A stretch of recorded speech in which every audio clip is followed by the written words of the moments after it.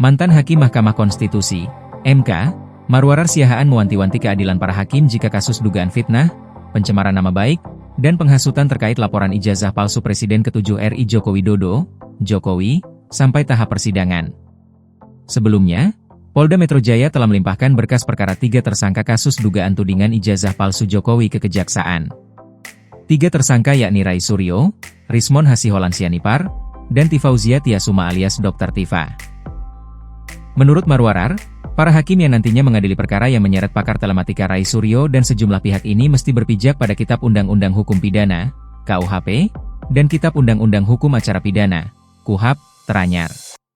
Hukum yang seharusnya suatu norma-norma yang mengandung keadilan, kepastian, dan kemanfaatan.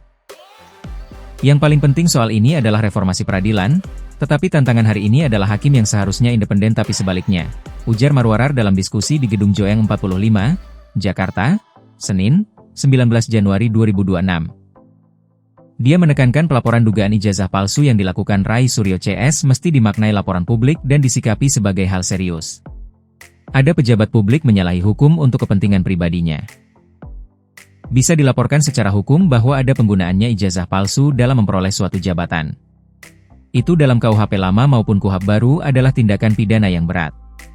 Publik juga bisa menyeret semua pihak yang membantu membuatkan ijazah termasuk secara kelembagaan ketika ada data yang dimasukkan, ungkapnya. Sehingga, publik mesti mengawal kasus hukum ini bahkan jika sampai masuk tahap persidangan. Dalam pandangannya, konstruksi perkara sudah jelas, termasuk bukti yang menjadi dasar pelaporan. Menyingkap kasus soal ijazah, saya rasanya ragu-ragu terhadap hakim. Salah satu hal yang harus dimiliki rakyat adalah audit dari proses persidangan. Apakah jalannya persidangan dan hakim apakah berjalan secara independen? Karena tantangannya adalah bagi hakim ada hadiah, janji sampai korupsi, kata Marwarar. Dalam kasus dugaan fitnah ijazah palsu Jokowi, Polda Metro Jaya membagi dalam 2 klaster. Pertama terdiri dari 5 tersangka yakni Egy Sujana, Kurnia Trirohyani, Damai Hari Lubis, Rustam Effendi, dan Muhammad Rizal Fadillah. Kemudian, klaster kedua yakni Rai Suryo, Rismon Hasiholan Sianipar, serta Tifauzia Tiasuma alias Dr. Tifa. Diketahui, Egy Sujana dan Damai Hari Lubis menyambangi Jokowi secara langsung di Solo, Jawa Tengah, Kamis, 8 Januari 2026. Sementara, mantan Wakapolri Komjen Pol, Purnawirawan, Oegroseno menyoroti prosedur hukum yang dilakoni Polda Metro Jaya dalam penetapan tersangka perkara dugaan fitnah, pencemaran nama baik, dan penghasutan terkait laporan ijazah palsu Presiden ke-7 RI Joko Widodo, Jokowi.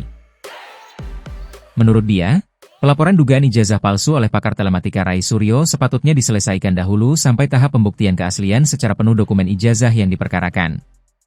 Pembuktian atas laporan ijazah palsu itu sangat kompleks karena harus periksa saksi dan pemeriksaan di laboratorium forensik, ujar Oegroseno dalam diskusi di Gedung Joeng 45, Jakarta, Senin, 19 Januari 2026. Menurut dia, penelitian yang dilakukan Rai Suryo CS semestinya diterima kepolisian secara terbuka.